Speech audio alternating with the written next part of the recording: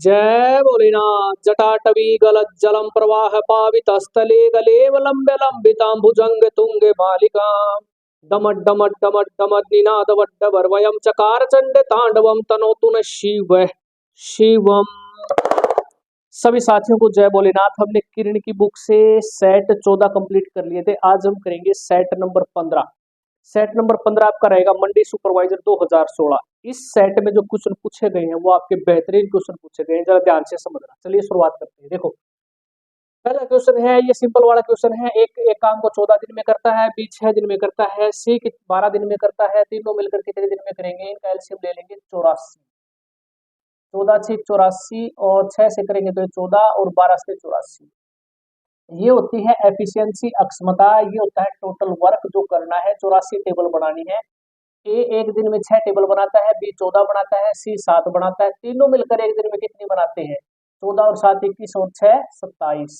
27 table एक दिन में बनाते हैं। 84 को कितने दिन में बना देंगे? 3 से काट देंगे, 3 दूनी 6 और 3 8 24 और 3 निमा 27, यानी कि 28/9 दिन में तीनों मिलकर बना देंगे इस काम। इस क्वेश्चन को ध्यान से समझना। इस क्वेश्चन को सोल्व करना है। पी की power x is equal to q की पावर y और r है यहाँ पर। ये r की power z is equal to हम मान लेते हैं k के बराबर है। तो यहाँ पर देखो p की power x is equal to हम k के बराबर मानते हैं, तो p को हम लिख सकते हैं k की पावर 1/x और q को लिख सकते हैं k की पावर 1/y और r को लिख सकते हैं k की पावर 1/z। अब कुछ बच्चों को ये चीज समझ में नहीं आएगी, सर क्यों लिख सकते हैं। देखो मैं बताता हूँ। p की power x is equal to k के बराबर है, तो हम p की वैल्यू कोई भी मान लेते हैं, 3 मान ली, और x की वैल्यू हमने मान ली 2, तो ये किसके बराबर आ जाएगा? 9 के बराबर। तो k कितना है? 9 है। p कितना है? 3 है। r कितना है? ये 2 है। अब यहाँ रख के देखो, इसमें p कितना है यहाँ पर? 3 इज इक्वल टू k कितना है? 9 और 1/x का मतलब x कितनी है? x की वैल्यू 2। तो 3 इज इक्वल टू 3 का स्क्वायर लिख सकते हैं और इसका पूरे का 1/2 करेंगे तो इससे ये कट जाएगा, तो ये आ जाएगा बराबर, इक्वल आ जाएगा। ठीक है, तो इस तरीके से हम इसको लिख सकते हैं। p is equal to k की पावर 1/x। सभी को मैंने इस तरीके से लिख दिया। इसको सोल्व करेंगे तो हो जाएगा q का square is equal to p into r। ठीक है, यहाँ पर q का जो स्क्वायर है, q की वैल्यू क्या हमने मानी है? k की पावर 1/y और इसकी पावर स्क्वायर है तो यहाँ पर स्क्वायर कर देंगे। इज इक्वल टू p को क्या लिख देंगे? k की पावर 1/x इंटू r को लिखेंगे k की पावर 1/z। यहाँ से हो जाएगा k की पावर 2/y, ये मल्टीप्लाई होता है यहाँ पर इस तरीके से। तो k की पावर 1/x इंटू k की पावर 1/z, ये z है इस तरीके से। बेस बराबर है और मल्टीप्लाई में है तो पावर क्या होती है? जुड़ जाती है। तो हम इसको लिख सकते हैं k की power 2/z is equal to k की पावर 1/x प्लस 1/z। यहाँ से बेस बराबर है तो पावर भी बराबर हो जाएंगी। तो पावर बराबर हो जाएंगे तो कैसे हो जाएगा? देखो यहाँ पर कर देता हूँ सोल्व। यहाँ पर बेस बराबर है तो पावर बराबर 2z, 2/z is equal to 1/x plus 1/z के बराबर होगा। यहाँ से एलसीएम ले लेंगे xz, ये हो जाएगा z plus x, sorry x आएगा ये, इज इक्वल टू 2/z। तो यहाँ से इसको सोल्व करेंगे तो यहाँ पर गुणा करेंगे, cross multiply, 2xz is equal to z into z plus x, ये हो जाएगा। ठीक है, तो यहाँ से हम कह सकते हैं 2z यहाँ रखेंगे और अपोन में यहाँ पर इसको लेकर आएंगे z प्लस x, तो यहाँ पर ये हो जाएगा कितना? कुछ गड़बड़ होगी ना, 2/z, सॉरी 2/y है भाई, यहाँ पे 2/y। ठीक है, ये y है, तो इसको यहाँ गुणा करेंगे तो कितना आ जाएगा? इसको यहाँ गुणा करेंगे तो 2xz is equal to y आएगा यहाँ पर। ठीक है, इस तरीके से तो ये आ जाएगा 2xz, तो यहाँ पर हम लिख देंगे 2z और ये इसको नीचे ले आएंगे इज इक्वल टू y/x, ये हो जाएगा। और यही सवाल भी पूछ रखा था, 2z/z plus x is equal to किसके बराबर? y/x, तो ये आंसर हो जाएगा। थोड़ा सा ध्यान दोगे तो क्वेश्चन इजी लगेगा आपको। ठीक है, इस तरीके से ये सोल्व होगा। एक आदमी है 10 रुपए में 15 आम खरीदता है और 10 आम 15 रुपए में बेच देता है, तो उसे कितना प्रॉफिट होगा? दो तरीके से कर सकते हैं इस क्वेश्चन को। सबसे पहला तरीका ट्रिक से कर सकते हैं। ट्रिक क्या रहेगी, 10 को इसमें 10 में मल्टीप्लाई करेंगे तो 100, और 15 को 15 में मल्टीप्लाई करेंगे तो कितना आ जाए 225। 100 रुपए में खरीदे 225 में बेच दिए, यानी कि 125 रुपए का प्रॉफिट लिया है उसने। कितने रुपए पर खरीदे थे? 100 रुपए में खरीदे थे, तो गुणा में 100% के लिए, तो 125% आंसर आ जाएगा। दूसरा तरीका होता है आम की, जो यहाँ पर दे रखे हैं आम, इनको बराबर कर देंगे, नंबर ऑफ आर्टिकल बराबर कर देने हैं। 15 आम खरीदे हैं, 10 बेचे हैं, तो इसको क्या करेंगे, 15 दूनी 30, इनके एलसीएम पर हो जाएगा ये बराबर 10 या 30। 2 को यहाँ पर मल्टीप्लाई करेंगे और 3 को यहाँ पर करेंगे, तो ये हो जाएगा 10 दूनी 20। 20 रुपए में खरीदे हैं और 15 तिया 45, 45 रुपए में उसने बेचे। 20 रुपए में खरीदे और 45 रुपए में बेचे हैं, 25 रुपए का उसे प्रॉफिट हुआ है। 20 रुपए पर कितने प्रतिशत है, तो गुणा में 100, 20 पाँच 100, 25 पाँच 125। तो इस तरीके से आंसर आ जाएगा। ठीक है, इसको सोल्व करना है तो पहले हम क्या करते हैं, पहले हम करते हैं गुणा। देखो पहले होता है भाग, फिर गुणा, फिर जमा, फिर घटा, इस तरीके से करते हैं। तो हम इसको गुणा करेंगे तो ये आ जाएगा 196, प्लस इनको जोड़ेंगे तो ये हो जाएगा 4956 is equal to x into 2। इनको जोड़ेंगे तो हो जाएगा 5152 is equal to x into 2। तो 2 से इसको काटेंगे तो 2 दूनी 4, 2 5 10, 2 दूनी 4, 2 6 12 इज इक्वल टू एक्स। तो ये आंसर हो जाएगा। क्वेश्चन है 220 में कौन सी न्यूनतम संख्या के योग से योगफल पूर्ण वर्ग होगा? देखो 220 है, उसमें आपने ऑप्शन से उठा के 5 ऐड कर देना। 225 किसका वर्ग होता है, इसका अगर हम वर्ग निकालेंगे तो ये होता है 15 का, तो ये आंसर हो जाएगा। अगला देखो चक्रवर्ती ब्याज का क्वेश्चन है, ध्यान से समझना। 10,000 रुपए 2 साल में 20,736 रुपए हो जाते हैं। अगर ब्याज अर्धवार्षिक रूप से संयोजित होता है तो रेट ऑफ इंटरेस्ट बतानी। जब भी बात अर्धवार्षिक की करता है तो टाइम को हमेशा 2 गुना कर दिया करो। अब टाइम हो जाएगा 4 वर्ष, और रेट ऑफ इंटरेस्ट होती है जो ये होती है आधी हो जाएगी। अर्धवार्षिक में रेट ऑफ इंटरेस्ट आधी हो जाती है। कैसे निकालेंगे, देखो टाइम दे रखे हैं 4 और यहाँ पर मूलधन है और ये है मिश्रधन। 10,000 से कितने रुपए हो जाता है, देखो 10,000 से अगर 20,736 होता है तो ये इस 4 का जो टाइम होता है ना, इस टाइम का कोई ना कोई मल्टीपल मिलेगा आपको। अगर यहाँ पर 3 साल होता तो 3 मल्टीपल होता है यहाँ पर किसी से मतलब क्यूब रूट होता है यहाँ पर। अगर 2 साल का समय होता तो ये यहाँ पर स्क्वायर बन जाता किसी भी संख्या का। अगर ये 4 साल का समय है तो इसका मतलब ये यहाँ पर आपको अंदाजा लगाना पड़ेगा कि 10 की पावर 4 क्या होता है 10,000, और 12 की पावर 4 को 4 बार गुणा करेंगे ना 12 को, तो ये होता है 20,736। ठीक है, समय के अकॉर्डिंग होगा यहाँ पर 100%। तो इसका मतलब ये है, समय से समय कैंसिल करो, 10 रुपए है ना मूलधन, तो वो 12 रुपए हो जाता है। इसका मतलब 2 रुपए ब्याज के हैं, चक्रवर्ती ब्याज के 2 रुपए ब्याज के हैं। 10 रुपए पर कितने परसेंट है, तो गुणा में 100 कर देंगे, ये आ जाएगा 20%। अब आपने क्या करना है, आंसर 20% नहीं लगाना, आपने क्या करना है, यहाँ पर देखो अर्धवार्षिक संयोजित होता है तो रेट ऑफ इंटरेस्ट आधी हो जाती है, तो ये आधी है। R/2 इज इक्वल टू 20% है, तो रेट ऑफ इंटरेस्ट जो होगी यहाँ पर 20 दूनी 40, इसका डबल करना पड़ेगा, 40% रेट ऑफ इंटरेस्ट, ये एक्चुअल आंसर आएगा। और यहाँ पर कोई अमाउंट इतने रुपए से इतने हो जाती है 3 साल में, तो इसका मतलब ये संख्या किसी न किसी का दोनों क्यूब रूट बनेगी इस तरीके से। या 2 साल में हो जाती है तो ये स्क्वायर बनेगा किसी न किसी संख्या का।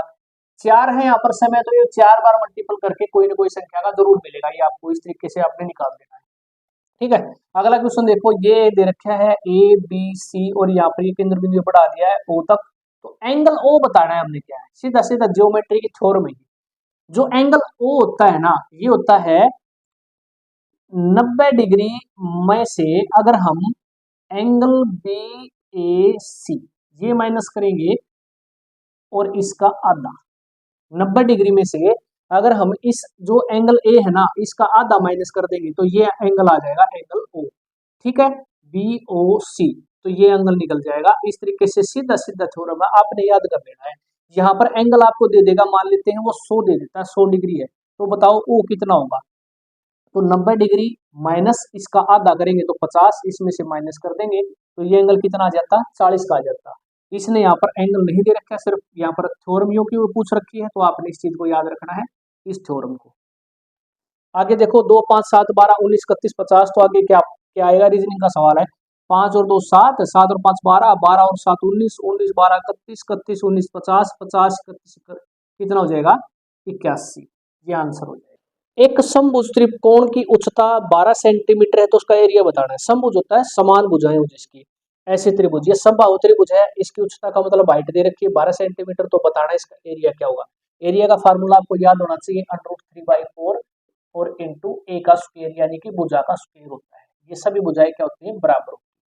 अगर यहाँ पर ये परपेंडिकुलर है तो बी और सी को दो भागों में विभाजित करेगा इस भुजा को, तो ये हो जाएगी a/2 और ये भी हो जाएगी a/2। अगर ये 90 डिग्री का है तो यहाँ से हम निकाल सकते हैं पाइथागोरस प्रमेय से ए भुजा निकाल देंगे। देखो इसका लंब का स्क्वायर करेंगे 144 प्लस बेस का स्क्वायर करेंगे तो a/2 का स्क्वायर करेंगे तो a² 4 इज इक्वल टू किसके बराबर, इस भुजा के स्क्वायर के बराबर होता है, तो a के स्क्वायर के बराबर हो जाएगा। तो यहाँ से आ जाएगा 144 इज इक्वल टू, यहाँ पर माइनस हो जाएगा a²/4, तो 4 से यहाँ पर एलसीएम लेकर करेंगे तो यहाँ पर बचेगा, एलसीएम ले लेते हैं, देखो कुछ बच्चों को समझ में नहीं आएगा, तो यहाँ पर हो जाएगा 4a² माइनस a², यहाँ पर 144, तो 144 मल्टीप्लाई करेंगे यहाँ पर 4 इज इक्वल टू, यहाँ पर हो जाएगा 3a का स्क्वायर, 4a का स्क्वायर में से एक ये a² माइनस करेंगे तो 3a²। अब यहाँ से इसको काट सकते हैं, 3 से 3 चौके 12 और 3 8 24 into 4 is equal to a का स्क्वायर। आपको पता चल गया भुजा का स्क्वायर, यही हमने क्या फार्मूला रहा है, a का स्क्वायर आपको पता है वैल्यू 48 इंटू 4 है, तो √3/4 इंटू a² की वैल्यू क्या है 48 गुणा 4 है, 4 से 4 तो कितना आ जाएगा 48 √3 वर्ग सेंटीमीटर, ये आंसर हो जाएगा। एक सवाल दे रखा है आपका, ए और बी की मासिक आय, उसके आय का अनुपात और खर्च का अनुपात दे रखे हैं, तो इस क्वेश्चन को हम करेंगे ट्रिक से। ए और बी दे रखे हैं, ये है आय का अनुपात और ये है उनके खर्च का अनुपात, और बचत उनकी ये हो जाएगी बचत, ठीक है। आय का अनुपात उनका जो दे रखा है वो कितना है 5 और 6 का है, 5:6, और खर्च किस अनुपात में करते हैं 4:5, और प्रत्येक आदमी कितने रुपए बचाता है 500 रुपए की बचत करता है, 500 रुपए की बचत करता है। इस तरीके से कैसे निकालेंगे एक ही आय, ध्यान से समझना। देखो 5 को 5 में मल्टीप्लाई करेंगे तो हो जाएगा 25, 4 को 6 में मल्टीप्लाई करेंगे तो हो जाएगा 24। अब क्या करना है, इस 5 को 500 में मल्टीप्लाई करेंगे तो 2500, इस 4 को 500 में मल्टीप्लाई करेंगे तो 2000। 25 और 24 जो ऊपर आया था ना मल्टीप्लाई, इनका डिफरेंस कितना होगा 1, और इनका डिफरेंस कितना होगा 2500 और 2000 का 500। इसका मतलब 1 यूनिट की वैल्यू कितनी आ जाएगी 500 आ जाएगी। अब जो भी पूछ रखा है यहाँ पर गुणा कर देंगे, एक ही आई पूछ रखी है, एक ही आई किस रेशो में थी 5 रेशो में थी ना, तो 5 को 500 में गुणा करेंगे तो कितना आ जाएगा 2500। इसका मतलब ए की जो आय है वो 2500 है। क्वेश्चन में पता है क्या दे रखा है, यहाँ पर वो 600 रुपए की बचत करता है, ठीक है, 600 रुपए की बचत के अकॉर्डिंग निकाल रखे हैं, लेकिन यहाँ पर स्टेटमेंट में दे रखा है 500, तो 500 अगर वो दोनों बचत करते हैं ना तो आंसर 2500 ही होगा। अगर 600 बचत करते तो एक यूनिट की वैल्यू 600 आ जाती, तो 600 5 को गुणा करेंगे 600 में तो कितना 5 का 30, तो 3000 आ जाती एक ही आई। यहाँ पर कंफ्यूज नहीं होना है, क्वेश्चन में यहाँ पर स्टेटमेंट में थोड़ा सा डिफरेंस है, स्टेटमेंट में 500 दे रखे हैं, सोल्यूशन में आपको 600 मिलेगा। तो किसी भी तरीके से 500 है तो आंसर 2500 होगा, 600 है तो कितना 6 5 30, एक यूनिट की वैल्यू 600 आ जाएगी तो कितना हो जाएगा 3000, एक की बचत, एक ही आय आ जाएगी। इस तरीके से निकाल देना है बगैर एक्स मानने। इसमें बताना है एंगल ए, जियोमेट्री का क्वेश्चन है, एंगल ओ ए बी क्या होगा, इसमें एंगल ए ये बताना है, ठीक है। यहाँ पर ए पी बी आपका 50 डिग्री दे रखा है, ये हमारा एंगल पी 50 डिग्री, तो बताना है एंगल ए क्या होगा ओ ए बी, ठीक है। देखो ये एंगल बाइसेक्टर है, अगर ये एंगल बाइसेक्टर है, ये केंद्र बिंदु है ओ है, तो यहाँ पर संधिबाजी करते हैं एंगल बाइसेक्टर, तो जो ये होता है ना, देखो ये भुजा ओ बी किसके बराबर हो जाएगा ओ ए के बराबर होगा, ओ ए के भुजा के बराबर होगी। और एक बात और ध्यान रखना, जो एंगल पी है ना, तो ये एंगल जो ओ होता है ये इसका 2 गुना होता है। अगर ये एंगल 50 डिग्री का दे रखा है तो एंगल ओ कितना डिग्री का बनेगा, ये बनेगा 100 डिग्री का। और आपको पता है यहाँ से देखो, यहाँ से यहाँ तक इसको हम त्रिज्या भी मान सकते हैं, देखो ये जितनी होगी इतनी ही ये होगी, तो ये दोनों भुजा बराबर है, तो बराबर है तो क्या हो जाएगी, angle A is equal to angle B के बराबर होगा। तो एंगल ओ कितना है, एंगल ओ अगर 100 डिग्री है और तीनों भुजाओं का आपको पता है A O B, angle A plus angle O plus angle B 180 degree होते हैं। ओ एंगल 100 डिग्री का आपको पता है, तो यहां से माइनस कर देंगे इसको, एंगल ए और प्लस एंगल बी किसके बराबर हो जाएगा, 180 माइनस 100 यानी कि 80 डिग्री के बराबर हो जाएगा। और ये एंगल दोनों बराबर है यहाँ पर ए और बी, तो इसका मतलब आधा कर देंगे तो कितना आ जाएगा, 40 डिग्री के बचेंगे। तो जो एंगल ए है ना, ये वाला ओ ए बी, तो कितने डिग्री का आ जाएगा, ये एंगल 40 डिग्री का आ जाएगा। ध्यान से करना इस सवाल को, इसको क्वेश्चन सोल्व करना। देखो इसको मान लेते हैं ए, ये मान लेते हैं बी, तो क्या होता है ए स्क्वायर माइनस बी स्क्वायर अगर आपको दे रखा हो ना, तो इसको इस प्रॉपर्टी को ए प्लस बी इंटू ए माइनस बी लिख सकते हैं। तो एक बार जोड़ दो एक बार घटा दो, स्क्वायर करना तो मुश्किल हो जाएगा, इसको इस तरीके से सोल्व करना है। 175 में 75 जोड़ो कितना हो जाएगा, 250। एक बार माइनस कर दो कितना हो जाएगा, 100, तो गुणा में कर देना 100, तो ये आ जाएगा 25,000। ये आंसर आ जाएगा। इस क्वेश्चन को जरा ध्यान से समझना, ये लेंथी क्वेश्चन है। ए की वैल्यू दे रखी है √3 + 1 अपॉन √3 - 1, बी की दे रखी है √3 - 1 अपॉन √3 + 1। ये चीज दे गिवन है। अब हम क्या करेंगे, इसकी वैल्यू बतानी है a² + ab + b का स्क्वायर अपॉन इसकी वैल्यू बतानी। तो हम हर का परिमेयकरण करके a की वैल्यू निकालेंगे।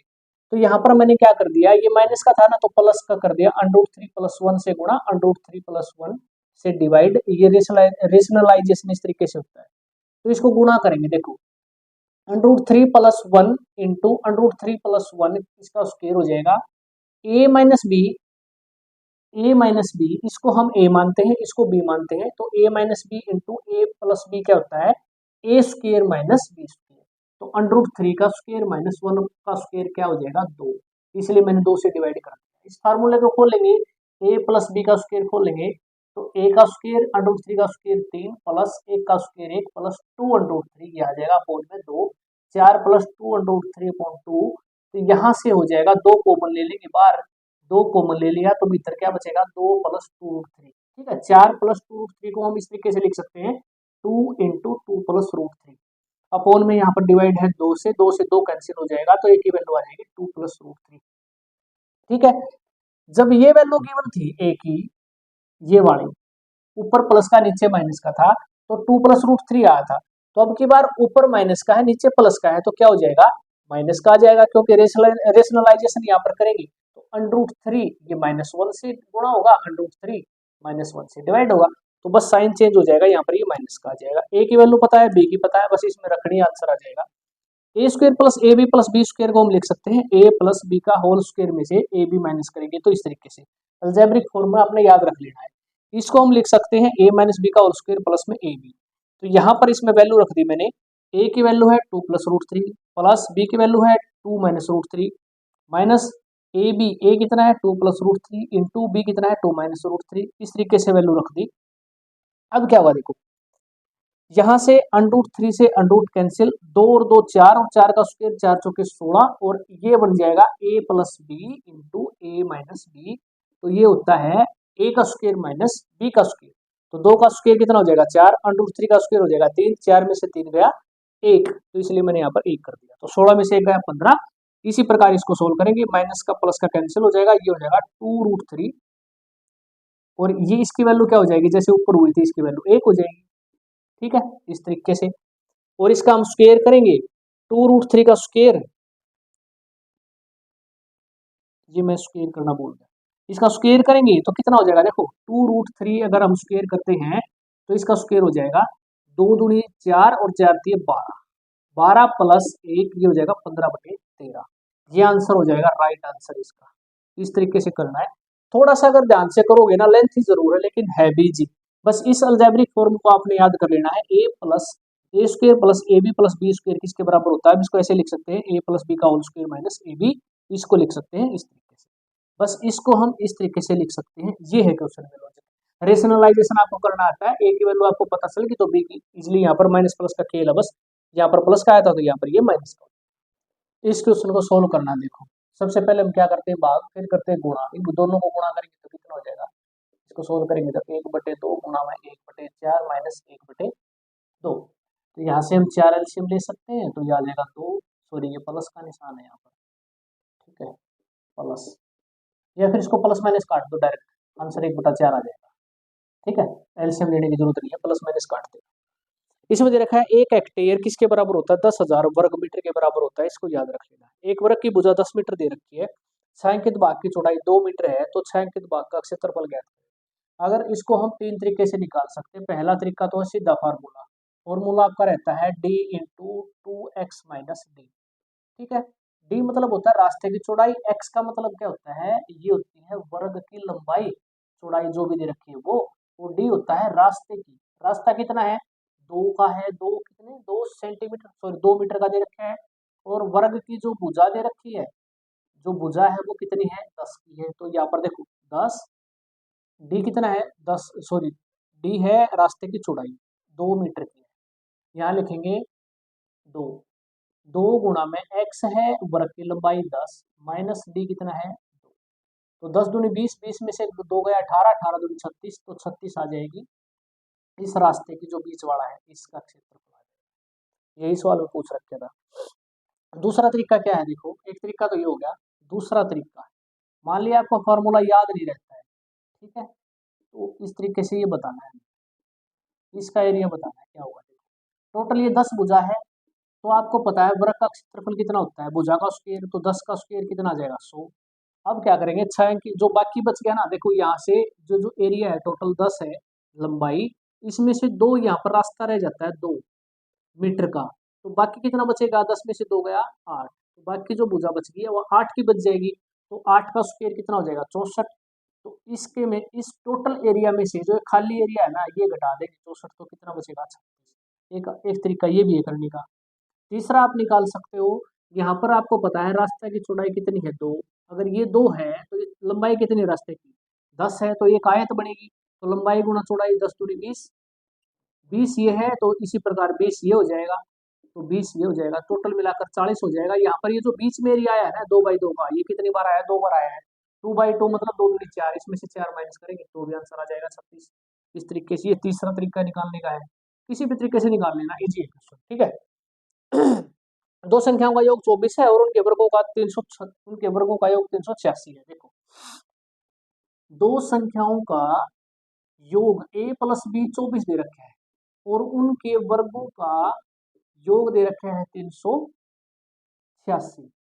निकालने का तरीका देखो, संख्या कैसे निकाल सकते हैं a और b को, ये किसके वर्ग के नजदीक है, ये है 20 के वर्ग के नजदीक, यानी 20 के स्क्वायर के बराबर है, तो 20 का स्क्वायर 400 होता है, इसके बराबर लेके आना, इससे ज्यादा नहीं जाना चाहिए, तो 400 ज्यादा हो जाता है, तो यहाँ पर 20 का स्क्वायर 400 ज्यादा हो जाता है, तो हम क्या करेंगे एक कम ले लेंगे यानी 19, तो एक संख्या लेंगे 19 का स्क्वायर कितना हो जाएगा 361, तो इस 361 इसमें से माइनस करके देखेंगे तो कितना बचेगा 25, तो एक संख्या तो मान लेते हैं a को हम 19, और b जो संख्या होगी वो कैसे निकाल दी हमने, 19 का स्क्वायर 361 और 386 का योग था, इसमें से निकालेंगे तो ये 25, ये किसका रूट होता है, ये 5 का, तो ये संख्या दोनों जोड़कर देखो 25 आता है, तो बिल्कुल आता है, तो इसका मतलब दोनों सेटिस्फाई करके तो एक संख्या आपकी रहेगी 19, ये आंसर हो जाएगा। इस सवाल में देखो ये एक इक्वेशन है, इसको हम कैसे कर सकते हैं, मल्टीप्लाई करें तो इसका फैक्टर बनाएंगे 5 दूनी 10, यानी कि 5 और 2 के फैक्टर बना लिए, 5 दूनी 10 गुणा करा तो 10 आया, और यहाँ पर ये आ जाएगा 5 और 2, और यहाँ पर 7 और 5, 7 और 5, 7 5 35, इस तरीके से मल्टीप्लाई करेंगे तो 35 आ जाए, और यहाँ पर क्या करेंगे माइनस माइनस के ले लेंगे दोनों, यहाँ पर क्या करेंगे देखो माइनस का है ना 7x, तो यहाँ पर गुणा किया तो 5 दूनी 10, तो यहाँ पर एक एक ले लेंगे माइनस का, एक ले लेंगे प्लस का, इस तरीके से। तो यहाँ पर आपको फैक्टर बनाने आते हैं, तो यहाँ से फैक्टर का वैल्यू क्या आ जाएगी, यहाँ पर 1/5 और 1/2, ठीक है, ये तो है x, और ये हो जाएगा y की 1/7 और 1/5। इसका मतलब क्या है, फैक्टर आपको बनाने आते हैं, फैक्टर आपने निकाल लिए, और इस तरीके से हम कह सकते हैं x की जो वैल्यू है ना वो या तो इससे बड़ी है या इसके बराबर है y से। कैसे, देखो 1/5 1/5 ये तो बराबर का निशान होगा, और x जो है ना बड़ी हो सकती है, क्योंकि यहाँ पर 1/2 और 1/7 में से कौन सा बड़ा है, 1/2 है, तो x की वैल्यू या तो इससे बड़ी होगी y से या इसके बराबर होगी। अगला क्वेश्चन देखो, एक चक्का 1 मिनट में 15 बार घूमता है, 15 बार घूमता है 1 मिनट में, 1 मिनट में। एक बार घूमेगा 1/15 मिनट में। और 12 12 में से वह कितने डिग्री घूमेगा, देखो कितने डिग्री घूमेगा अगर वो 12 बार घूमता है। 15 बार घूमेगा 1 मिनट में, एक बार घूमेगा 15/15 और 12 बार घूमेगा गुणा में 12, इतने मिनट में घूम गया। 1 मिनट में पहिया कितना घूमता है, 360 डिग्री घूमता है, हमें पता होता है। पहिया जैसे घड़ी लगा लो या पहिया लगा लो, एक बार यहाँ से अगर यहाँ पर वो वापस आएगा तो कितने डिग्री, 360 डिग्री घूमेगा। तो 1 मिनट में 360 डिग्री घूमता है, तो इतने मिनट में कितने डिग्री घूमेगा, तो गुणा में करेंगे 360। बस 15 से काट देना, 15 दूनी 30, 15 चौका 60, तो ये आ जाएगा 288 डिग्री। ये आंसर हो जाएगा। तो उम्मीद करता हूँ आपको क्लास अच्छी लगी होगी और कमेंट बॉक्स में आपने जरूर लिख देना है जय